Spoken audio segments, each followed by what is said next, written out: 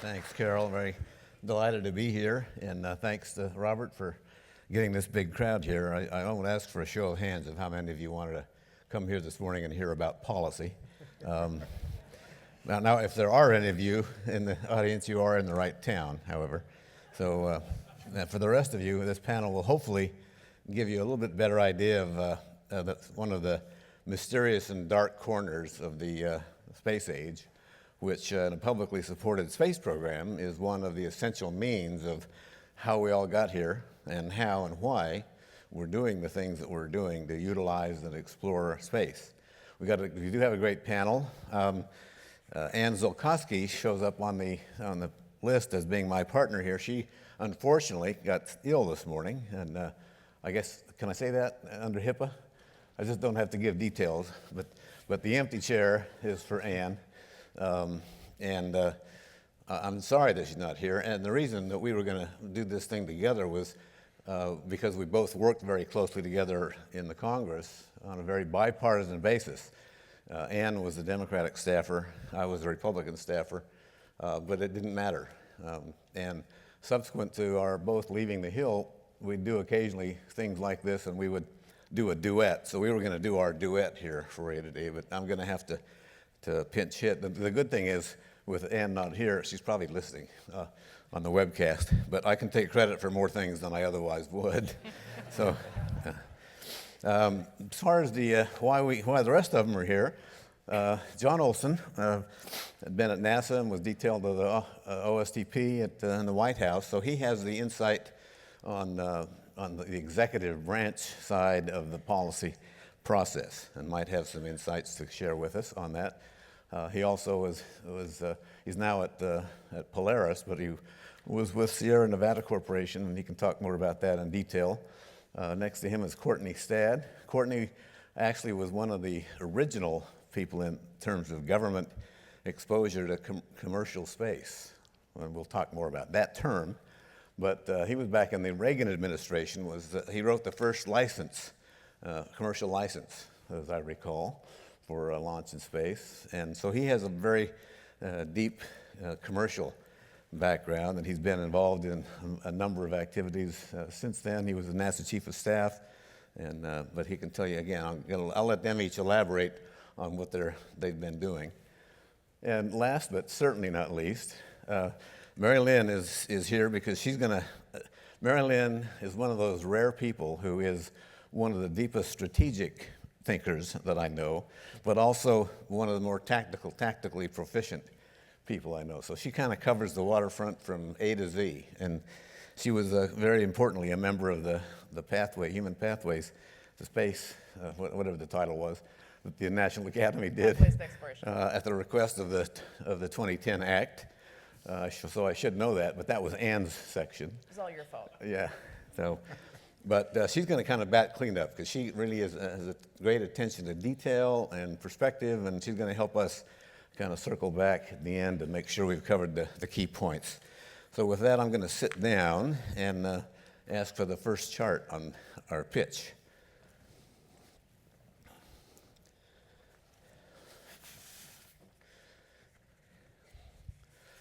Yeah, since I don't see it on this screen, I'll just go to the next one.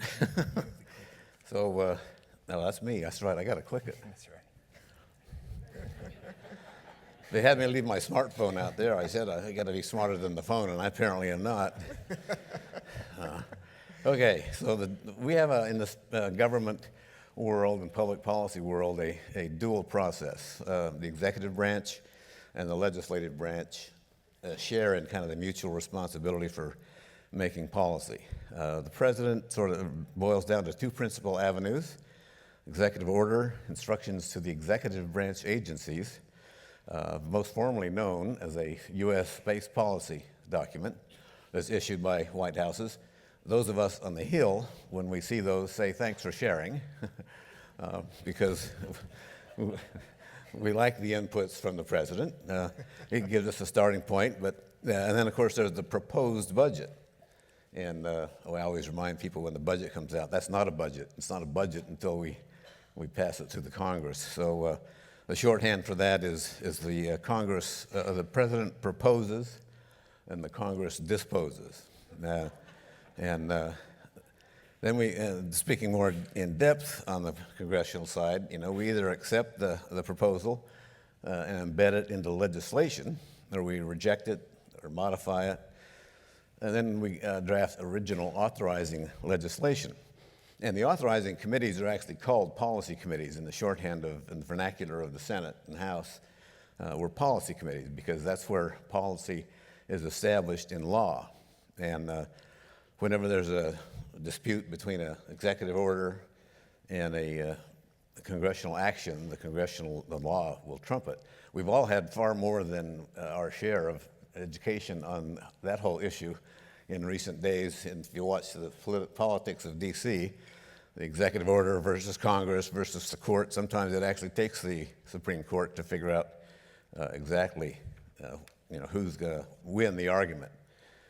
And this is kind of a specific, kind of quick run through history of the development of the current U.S.-based civil space policy.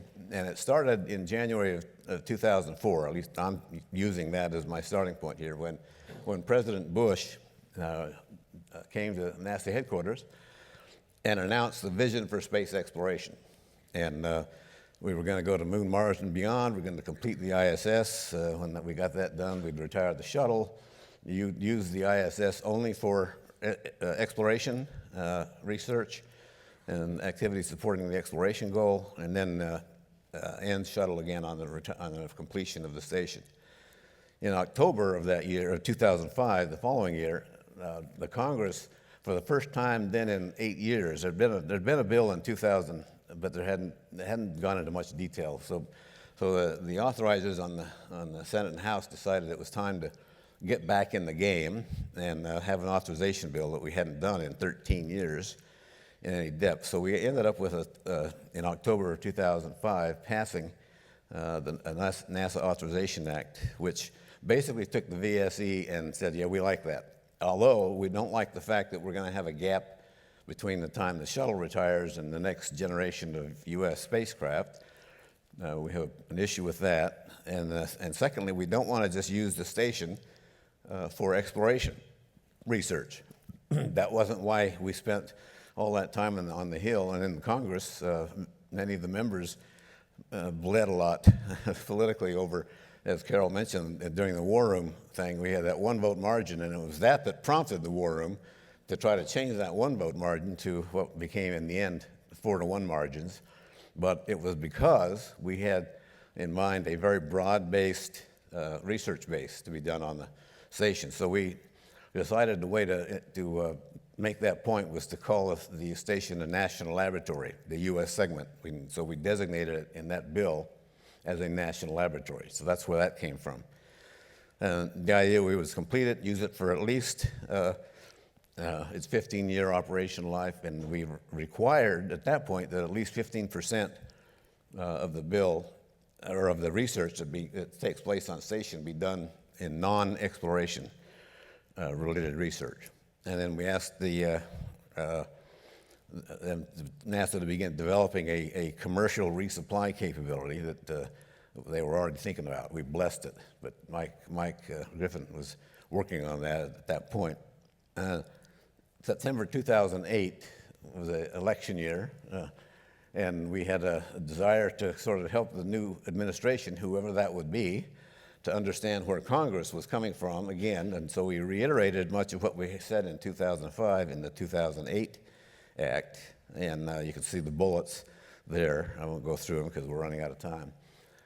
But that was basically saying, look, here's what the Congress has agreed upon. We had passed the 2005 bill and the 2008 bill unanimously in the Senate, and with huge margins on the House. So it was pretty well a bicameral and bipartisan statement to whoever the incoming administration was, not to change things. Well, February 2009, we got their first full budget proposal, and it changed things. They proposed ending exploration and pending a review of different human spaceflight options. They established an Augustine committee to kind of look at that, but they did say keep the ISS going until 2020.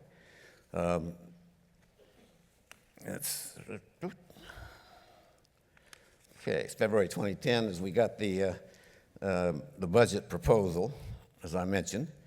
October 2010, we passed the NASA Authorization Act. And with that act, we completed, required NASA to complete the ISS and develop exploration transportation capabilities. We decided that we're going to go beyond low Earth orbit, but we need to have the basic capabilities to underpin whatever we actually set as the eventual destination. And that's when we asked the national academies to help us understand what the next destination might be and whether it would be publicly supportable. But we knew that wherever we were going to go, we were going to need a heavy lift. So that's where the SLS and Orion came from, and as a requirement identified in that bill. We also, at that point, designated 50% of the research capacity for the station would be for non-exploration related research. And there's a backstory for how we came up with that number, but if in questions I can give you that background. But the point is, we said this is going to be half of this entity is going to be used for non-exploration related research, and we're going to have a independent entity established for that purpose to help manage that. And that's where CASIS was born out of that requirement, because it was required to be an organization set up for that purpose, for that specific purpose, to help manage the U.S. laboratory and the U.S. science on the laboratory. And so that's sort of the legislative history of sort of how we got to where we are today. And the next steps, building on this 13 years of continuity in policy and consistency, we need to continue that effort in the policy documents that we develop from this point on. The Congress has passed the 2017 Act. It was called the NASA Transition Bill as well, but it basically, again, restated what's been said all along. In fact, it refers back to the 2010 Act 39 times in the course of that bill. And so, but now it's time to move forward with the next steps. And the 2017 Act requires NASA to do a couple of things. One, do a transition study for ISS. Where does it go from here? What happens after 2024? And so that's being worked on as we speak, and that's due to NASA and the Congress in December. And the other thing is they ask for a pathway or a roadmap to how do we go beyond low Earth orbit. Now it's time to start looking at those specifics, and some of the things that we're going to hear now will go into some of that. So I think we're at a good threshold of a pivot point in policy, and it's going to be very crucial for both the future of ISS itself and the future of our exploration goals that we walk carefully on the policy process to make this happen. And I'll now turn to John and take it from here. All right, well, good morning. They say knowledge is power, but certainly in this town, and I think for air and space writ large, policy is power in this town. Clear and compelling policy is what's essential to really have an efficient and effective operation. So I'm going to give you a couple of perspectives on both from an executive background as well as a commercial or industrial side. But as we look at that, the International Space Station is currently a core and essential part of our 2010 U.S. national space policy. It's vital for achieving our strategic and our economic and our developmental and operational objectives. So that's pretty fundamentally important. When we look at this from an executive perspective, there's really 14 departments and agencies across the government. So it is a whole of government approach that play. And as we look at the economic and national security benefits of space for our country, it's about a $2.5 trillion annual leveraged economic impact, perhaps 1.43 in aeronautics, $1 trillion in space. So it's truly a substantive impact. But as we talk about going forward, the ISS absolutely must form an integral part of our new and evolving U.S. space policy, and it is time for a new one. With June 28th of 2010 being the last one on the books as proposed by the President, it's important to key to achieving our national objectives going forward. But as we look at the context of what ISS is, it's really a foundational framework from which we can evolve and expand into international exploration beyond LEO. And I think that's fundamentally important because all of us in this room, I think, hold that promise of what's next and beyond our LEO environment here. It's also a key test bed, and I think that's fundamentally important because as we look at longer duration human spaceflight, we absolutely must get beyond the current plateaus that we have in some of our more logistics or transportation dependent elements. So we need better reliability, we need better long-term sustainability for our environmental control and life support systems and other key elements. It's also a continuity thread, and I think that's very important from the perspective of this country is not so good at starting and stopping. It's those startup transients that kill us in the policy world. So having that continuity is very, very important because these are grand strategic longer-term elements, the systems, the programs, and the projects.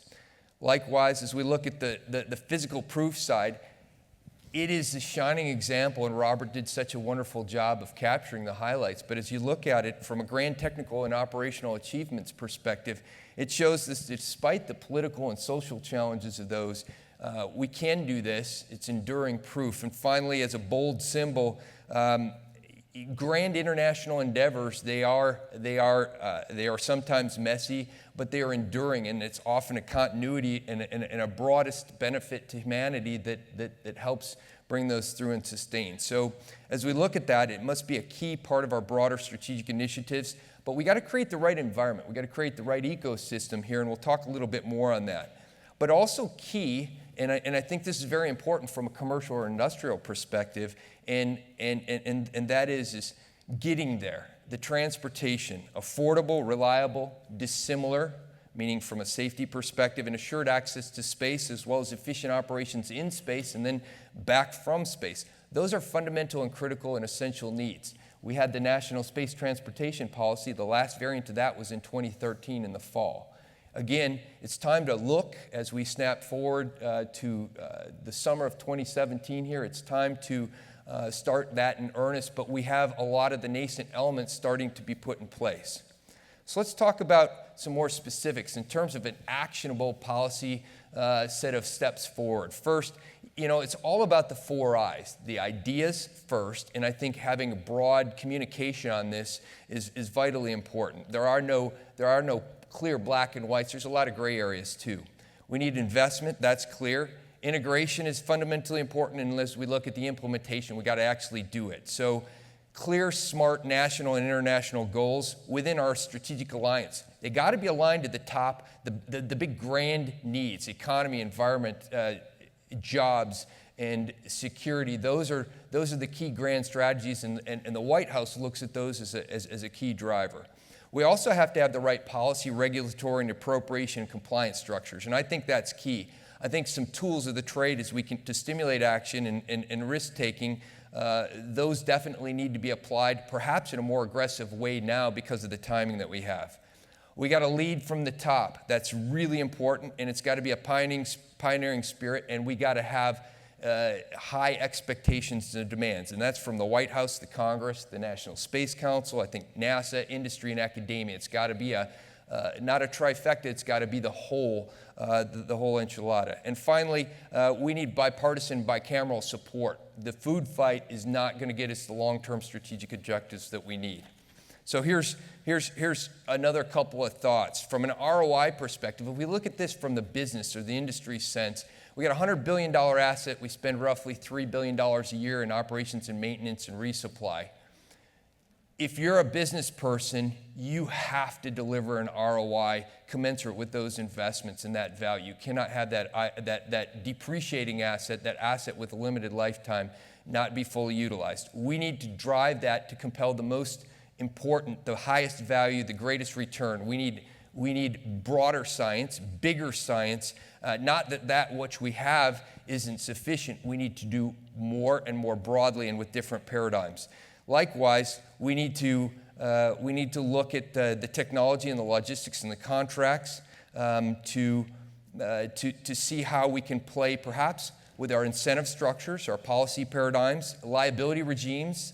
Tax credits are inclusive in that. And it needs to be looked at not just among government and industry, but bringing in academia and having that trilateral. And finally, we need to do it quickly and boldly and swiftly. So finally, these sound simple, they're not. But I think in order to unleash the true potential, we need to do that now. And because we're really well poised with the ISS to transition to a broader self-sustaining LEO commercial economy, the moon, and certainly beyond.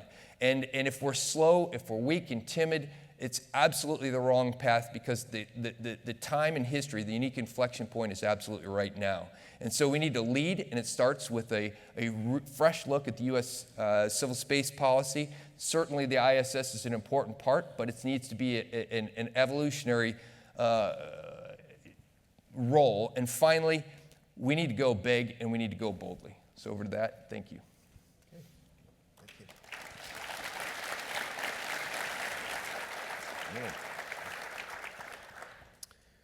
Well, thank you. That, I think, is a good lead-in to a couple of points I'd like to focus on. First of all, those of us of a certain age remember about 35, 40 years ago when we had policy sessions on commercial, we were often a rump group in the back of the room, an afterthought. So to find oneself sandwiched between the NASA administrator, who stressed commercial in his remarks, and to be followed by Robert Bigelow, who was actually my former boss of a few years ago, who is really the poster child of commercial putting one's money at risk, I think in itself shows the profound advances that have been made in the last few decades. Many challenges, many issues remain.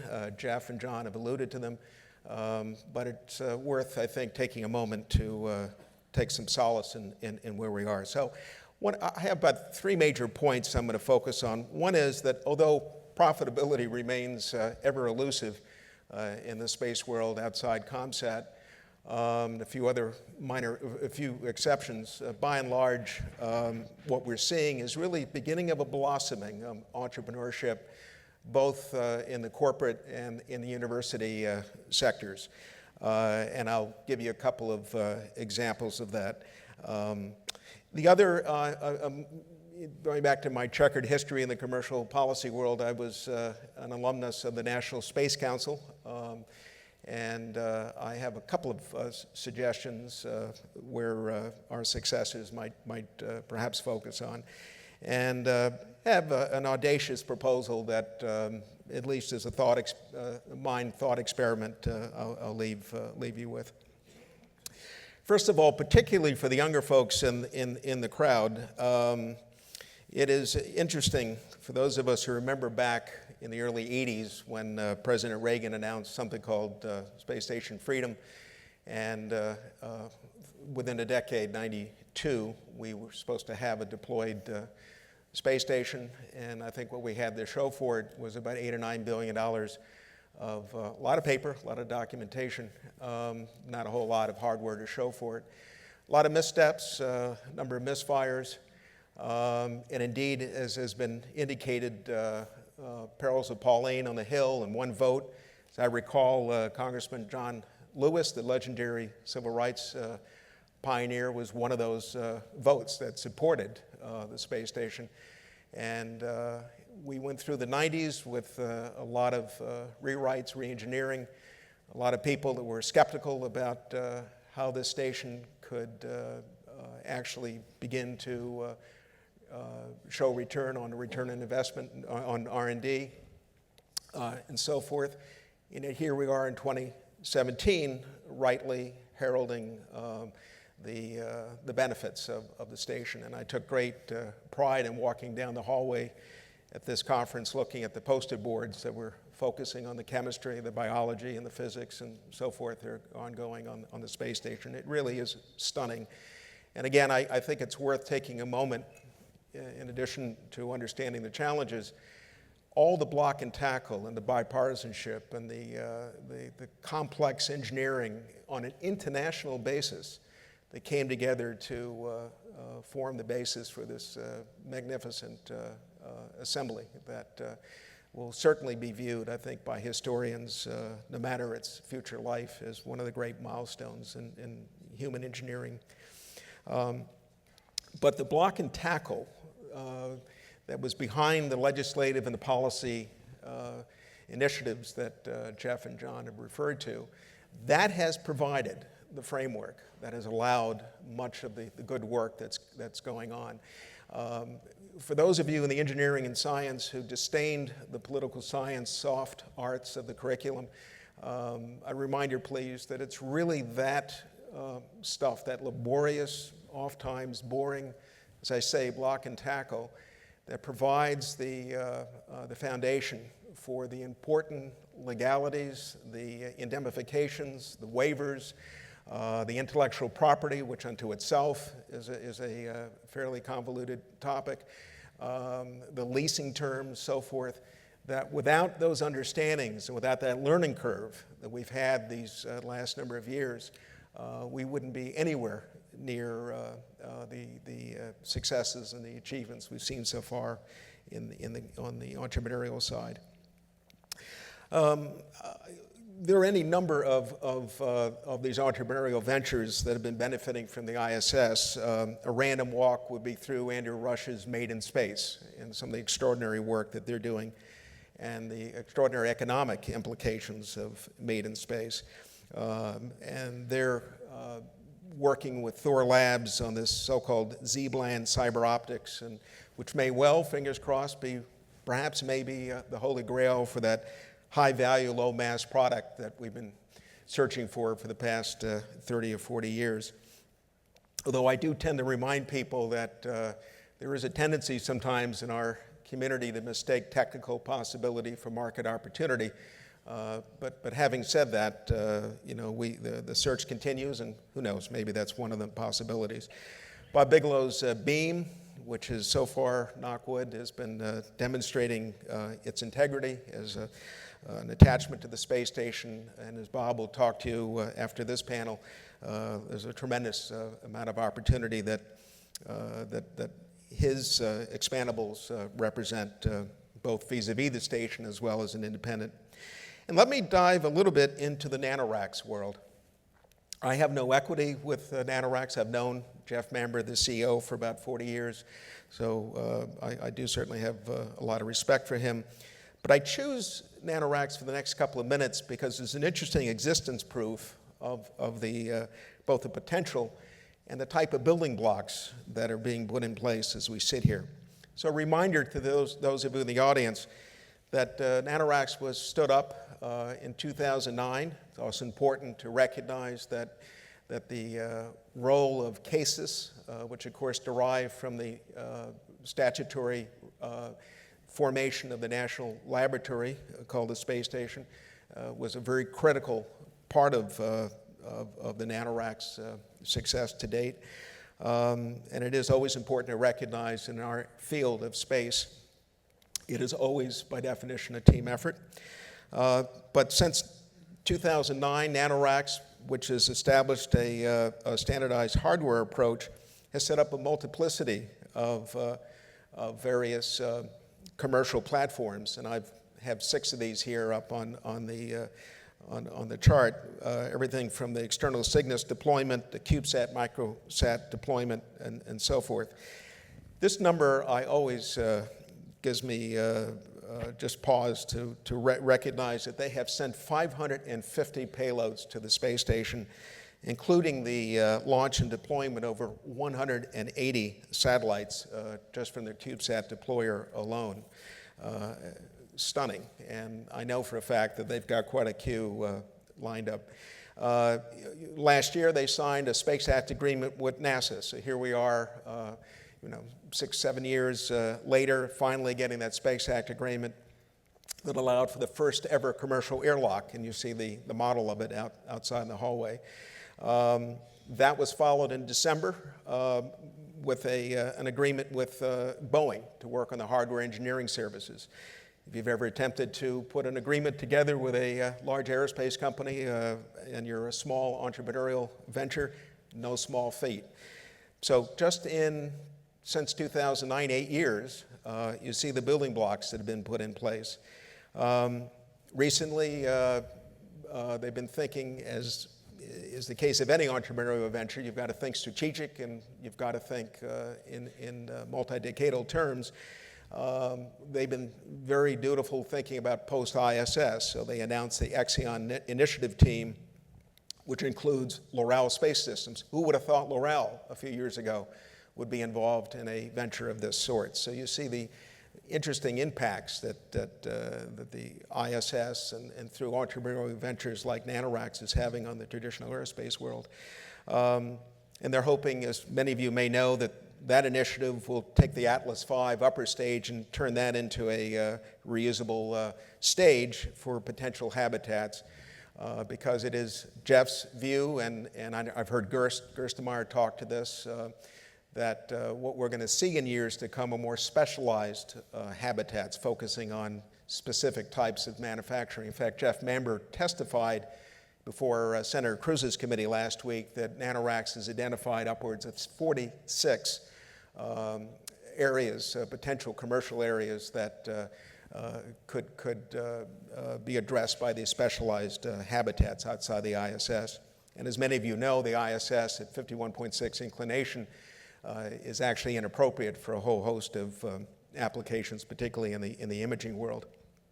This is only to show you the level of learning curve that's gone on. And again, in the world of contracts, indemnification, waivers, IP, and so forth, we're really just at the cusp of working through the tools and the policy challenges in terms of the commercial world working either alone or in combination, often, of course, with the government in this very, very unforgiving environment. It's laborious, it's lengthy, but it's critical to getting us to where we are and where we'll be going in the future. Space Council. First of all, very pleased that my former colleague, Deputy Scott Pace, has been named as the Executive Secretary of the Space Council. I know Scott very, very well, and I think he brings, in my biased view, just the right, both technical, he's got a great engineering background and an extensive public policy background, portfolio to the job, and I think a great sensibility when it comes to the world of commercial space and the role of the government in terms of providing stable framework. If I had a theme, and I remember being a staffer on the Space Council, we'd love nothing better than people offering their opinions, but here I am as a civilian, so I offer mine. Do no harm. There's been a tremendous amount of good work done by Mary, Jeff, John, and others over the years on both sides of the aisle. Let's build on it. Let's not do anything precipitous. And I have great confidence that Dr. Pace will do that, but do no harm. Secondly, I have a vested interest in this, but the commercial space policy guidelines, which I had worked on under President Bush 41 in 1990, came out in 91, it may be worth relooking at those guidelines. That was an attempt at that point to lay out the specific roles of government in R&D, trade, and regulatory, and so forth. And then we had a definition of commercial space. And Mary was reminding me this morning that it's important for us to at least get our baseline together. Private capital is at risk. There are existing or potential non-government customers for the activity, that the commercial market ultimately determines the viability of the activity, and the primary responsibility and management initiative for the activity resides with the private sector. We're not quite there yet, and there are various variations of that baseline definition, but I humbly submit to you that what was an interagency consensus, hard fought, I might add, 27 years ago, I think still works for us in 2017. And let me end on just a provocative thought. Give you a little preamble before I go to my last chart, which is that we have NASA engaged in this transition report, continuing the station beyond 2024. How much investment do we put, if we do, put into refurbishment? Do we ditch the space station?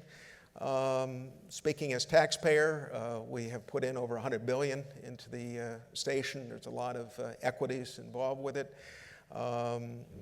maybe a thought, which is to have our government and do it in combination with our partners, maybe set up a special commission, look at the space station either as whole or as parts of it, maybe moving it as part of what some of my colleagues refer to as the Great Migration, move it from the LEO to lunar orbit as one of our down payments on this gateway, exploration gateway that we hear about. Maybe it's a segment married to a Bigelow module, maybe it's married to one of NanoRax's reusable stage initiatives. It may be prone to all sorts of technical challenges, certainly the propulsion. You're dealing with an aging assembly. I get all that. I'm not so sure I'd have my good friends at NASA do the evaluation. They might have certain interest in moving on to something new and shiny. So it might be worth getting a third party, and it might be worth getting my former department, the Department of Commerce, and I'm very pleased to hear that they're resurrecting the old office I was involved with, the Office of Commercial Space, perhaps be one of the leads in looking at this. But it struck me as an interesting thought that a space station that has served this nation so ably in the international community, maybe there's another chapter in its life. So I throw it out there just for, again, just for your consideration. Thank you for your time, and I'll move it over to Mary now. Okay. Oh, no, okay. So good morning. I don't like charts, so I'm not going to do charts. I'm just going to have a conversation with y'all. My own history with the space station, I'm really kind of big into storytelling, so just give me a couple of minutes here to indulge that, is a little different than some of the folks here on the stage in the sense that I really started at a very, very technical level and sort of worked through a lot of different roles and responsibilities and challenges and developed perspective over time that really is still very informed by that technical level. So when I started on station, it was 1997, and my first role at station was to help develop the operational guidelines, the displays, the procedural flows, essentially the functions by which the station was going to fly science. So I really began on the payload side of things and then eventually moved into systems, and I was working for Boeing as the prime contractor, and eventually ended up somehow managing systems and subsystems integration for assembly, activation, and checkout for about a third of the flights, of the assembly flights. So very much remember those days and the efforts to get it up and flying. And at the time, I was completely unaware of policy. I was very focused as an engineer and then an engineering manager, and really not paying attention to policy at all, unless we were talking about the international relationships. And that was really my introduction to policy. So it's maybe kind of full circle. I mean, in the years since then, I left station, started a business, came back, consulted to station, left, came back to CASIS, built their strategic plan, left, came back to CASIS as a strategic policy advisor, left, came back to station. Now I'm sort of watching the whole program undergoing this transformation from an engineering and operational culture to one that is really focused on customer service, understanding that the outreach to the user is perhaps the most important thing that it can do right now across the entire myriad of users. And one of the things I really love about this conference is all the lenses that you get to look through to sort of see the station. And it's hard to do that because the station has so many aspects. And so it's going to be fascinating to watch that transition plan emerge because it has to address, right, many of these, and that's no small feat. So the full circle piece of it, though, is that when we were talking through the panel, I asked to start if I could pick up the international piece at the end of it, which was sort of fitting for me because that's how I first really started to think about policy. And very often when we talk about the international piece on the station, we're talking about the government-to-government relationships, obviously. And so just for those of you that aren't aware, I'm going to be really brief at this and just talk for a second about the legal framework that structured the station's international relationships. There's Joel looking at me. I'm going to try not to mess this. You'll catch me if I'm wrong. Basically, but structured those relationships and then sort of enables it to continue. And the top level of that is the intergovernmental agreement, which was sort of developed across 15 countries and signed by 14, as I recall, 1998. And that essentially establishes the station as a permanent international presence in space, with sort of roles and responsibilities that are developed among the partners and that will operate according to international law. That's essentially what it says. And what that means in a nutshell is that each one of the partners, essentially, which owns or flies facilities, basically all of the sort of rights and responsibilities and legal issues flow back to those partners in terms of of their elements. Below that, okay, are the MOUs, or memorandums of understanding, which were developed between NASA and each one of the primary partners. So there's a series of those that essentially laid out what those relationships were going to be. And then below that, and I was involved in this a little bit, were the bilateral agreements, which really get to the implementation aspects of this. So that's sort of in a nutshell how that framework was built. The effects of that framework, though, has been extraordinary. And we use that word a lot when we talk about station, but there's good reason for it. If you stop and think about station's been nominated for the Nobel Peace Prize. I don't know if y'all know that.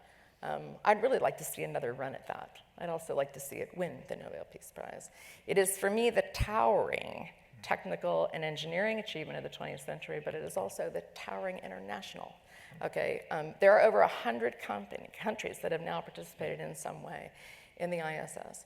The ISS has proved to be a stabilizing influence politically. There's shifting sands of geopolitics, as you know, and yet, okay, if you look at what's going on orbit, day after day after day after day after year, okay, it is an extraordinary partnership among countries.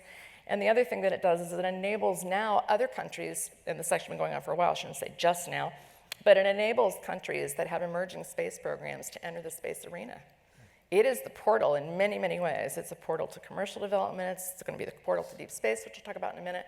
Okay, but it's also the portal to international partnerships and a growing global community of nations who are invested in and see the importance of space, not only to themselves as nations, but to us as a species.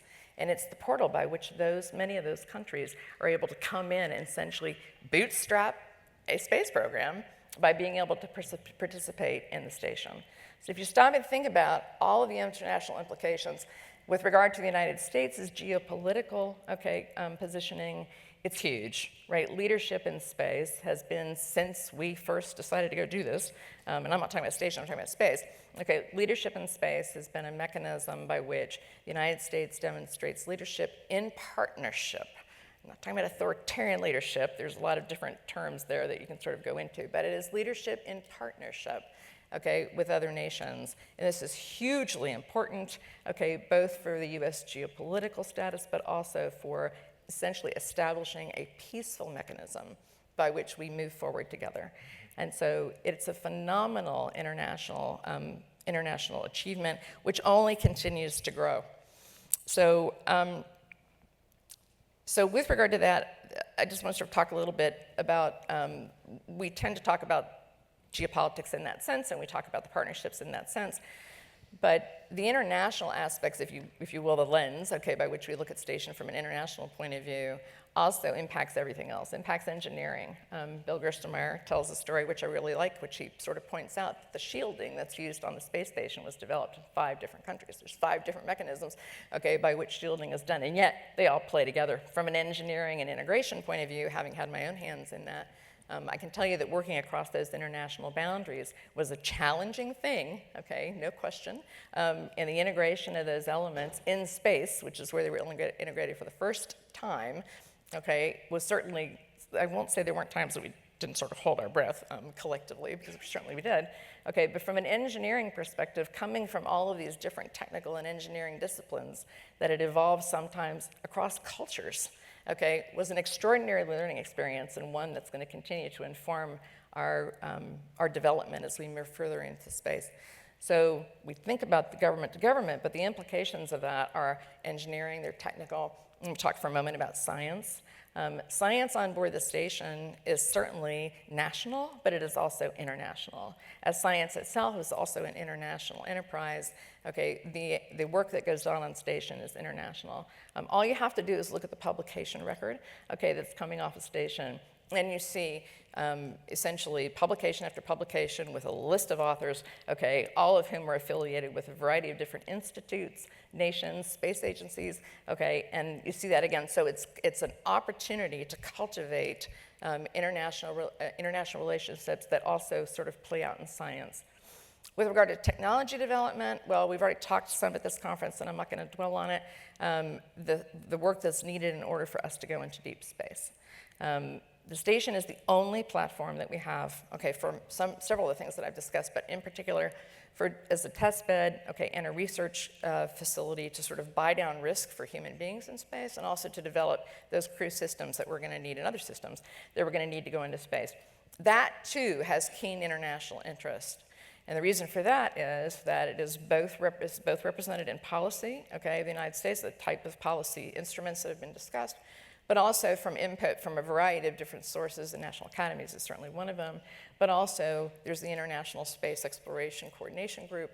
Okay, there are a variety of entities that all agree that our future in space is going to be an international one. The Pathways to Exploration report, which talked about Mars as the horizon goal, okay, made it very clear that going to Mars in particular, I wouldn't say just that, but certainly going to Mars in particular is going to need to be one of international collaboration. Another one I'm going to mention just sort of in passing as I sort of use the lens that we don't talk about a lot is the international business opportunities that actually have developed as a result, and I sort of should kick this back to John, okay, but the international business opportunities that are developing just out of the fact that you've got people working together, okay, internationally. There are big companies that sort of helped build, okay, the International Space Station. I ran a technical integration group back when I was at Boeing that was charged specifically with having us develop some international technologies and capabilities that, being companies, okay, we were interested in seeing whether we could deploy them either in space or on Earth, okay, for profit, all right? But what that required us to do is actually work through the MOUs, okay, that currently existed, since that sort of guided the interaction of the agencies for which we all worked, and then figure out how it is that we were going to go forward on that. That was an early effort, really pretty early effort, okay, to try and do that. But there have been, especially with the advent of companies that are providing transportation now and want to provide transportation now, as well as companies that are beginning to do commercial work in terms of testbed research and development, product development.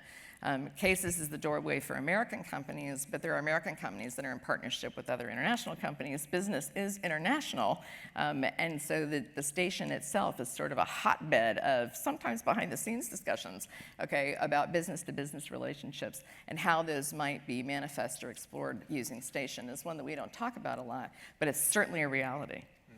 So sort of closing with regard to the international piece, I just want to emphasize again, our future in space is certainly an international one.